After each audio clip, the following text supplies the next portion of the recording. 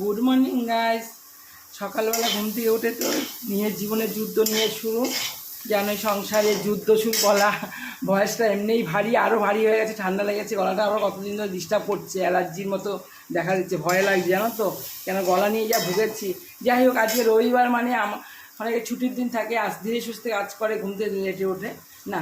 আজকে আমার আরও যুদ্ধটা বেশি, সপ্তাহের সেরা যুদ্ধ এই রবিবার দিন, কারণ মেয়ের 8টার সময় পড়া থাকে, অনেকটা দূরত্ব, তোমাদের আগের ভিডিওতে দেখিয়েছি বা বলেছি।